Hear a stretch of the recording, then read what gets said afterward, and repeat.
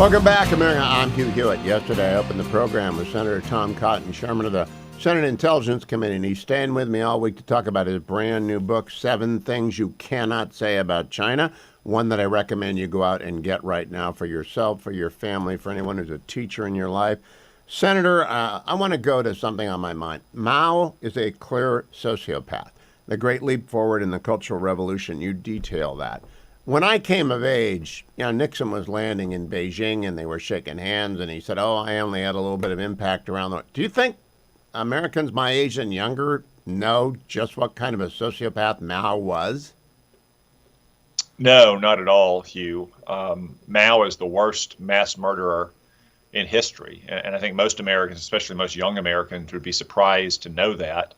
Worse than Hitler, worse than Stalin. And what's maybe worst for our purposes is that Mao was never repudiated in China. You know, when Stalin died, Khrushchev and the Politburo repudiated him and said they wanted to move past that legacy.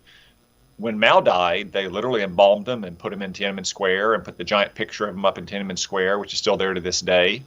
And Xi Jinping, the current dictator of China, is an open Marxist, Leninist, Maoist leader. And I think too many Americans, especially American leaders over the last 40 years, believe that, well, China was reforming. As they became rich, they'd become more moderate. And that's simply not the case. Under Xi Jinping in the last 12 years or so, they have doubled down on Maoist control of their own people and Maoist aggression against what they perceive to be their enemies, primarily the United States. Have you ever thought when you were writing this book and as you study Xi and the CCP, why Mao was so maniacal? Because he really is. I get Stalin was maniacal, Lenin was ruthless, but Mao really is maniacal about human life. Did you ever think about why? I mean, there are big, vast biographies about Mao. I'm not sure anyone's ever pinned it down entirely, but there's no question if you look at the results of his mania, again, it's the worst mass murder in human history. Inflicting untold amounts of suffering on the Chinese people, who we should always remember are the first and the worst victims of Chinese communism. Mao was unbelievably aggressive throughout his life, not just during the long Chinese Civil War, which finally ended with the communist victory in 1949, but immediately after that, they turned their attention outside their own borders, in the Korean War, to India, to Vietnam, threatening Taiwan, supporting communist insurgencies around the Third World. There's no question that Mao was a singularly malevolent man, and a lot of the depredations and crimes of the Chinese Communist Party today still trace themselves back to Mao. All right, now in chapter 1, you're running a very brief history of the CCP for people. Deng Xiaoping is the fellow I sort of remember the most, and he's an impish little guy. Was Deng fundamentally different from Mao and Xi, or was he just subtler than Mao and Xi? No, not fundamentally different at all. He was, as you say, subtler, and he understood that China was in a position of weakness, and he famously said that we need to hide your strength and bide your time. And China did that for a long time, and the elfin Deng helped do so. He presented this friendly facade to Western leaders. He spoke often about reform and opening up, but no one should mistake Deng Xiaoping as a reformer. He explicitly said that they wanted to use capitalist or market tools to enhance socialist control of China, and that's exactly what they've done throughout the years. He explicitly stood up for the legacy of Mao. And then, of course, in 1989, it was his hidden hand behind the crackdown in Tiananmen Square when you had democracy protesters that poured into the square. And probably the most famous and iconic moment from that time was the so-called Tank Man, the lone Chinese man standing in front of a column of Chinese tanks.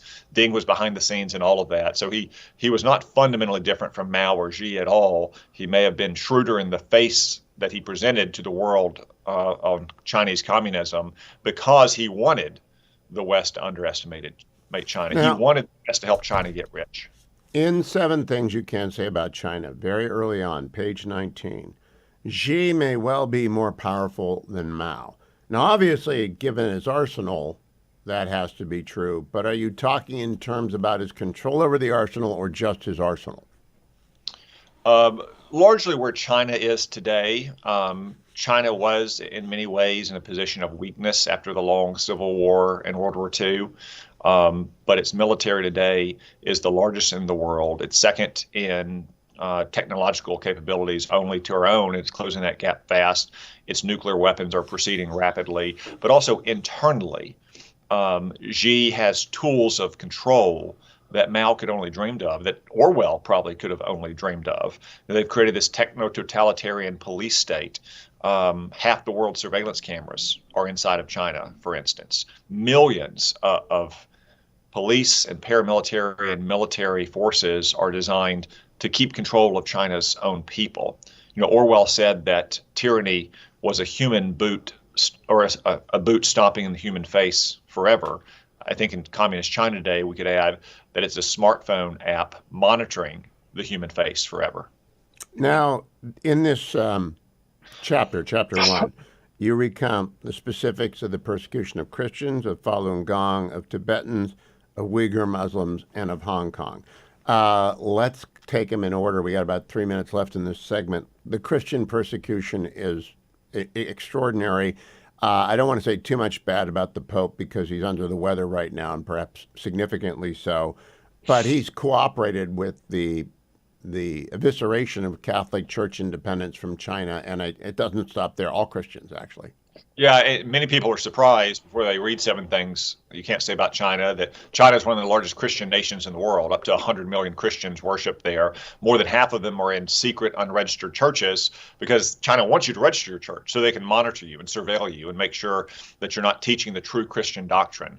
And those unregistered churches face the risk of being destroyed, or the parishioners and the preachers being arrested and even tortured. They're trying to keep children from going to Sunday school or going to church. They make them sign atheism pledges at school to kind of stamp out Christianity for the future. China is not just one of the world's largest Christian nations. It's also where Christians face the most persecution. The Chinese Communist Party is even trying to rewrite the Bible itself, replacing the Word of God with the Word of That surprised me. Yeah, that really did. I didn't know that. The Tibetans we've long been aware of, and the Dalai Lama has been a guest of mine before. The Uyghur Muslims, I believe we are well aware of, but I don't think people really get yet, Senator Cotton, what has happened in Hong Kong. Jimmy Lai, I've talked to his son. We have 1 minute left in this segment. It's effectively gone now, isn't it? Yeah, Hong Kong has effectively been integrated entirely into the Chinese mainland tyranny. When Great Britain turned it over under duress, as its lease was running out on parts of Hong Kong in 1997, Communist China promised for 50 years to give it freedom and autonomy. That promise lasted only a few years before they started trying to crack down on Hong Kong. The brave people of Hong Kong, accustomed to civil liberties under British rule, fought back for a long time, but then under the cover of the coronavirus pandemic in 2020, Xi finally sent in the police and sent in the troops and cracked down on all the freedoms that Hong Kong has traditionally enjoyed under British rule. And now it's really just a part of the mainland Chinese communist dystopia. One of the many tragedies we will be covering. Senator Cotton will be back with me tomorrow with part 3 of our series. Don't go anywhere.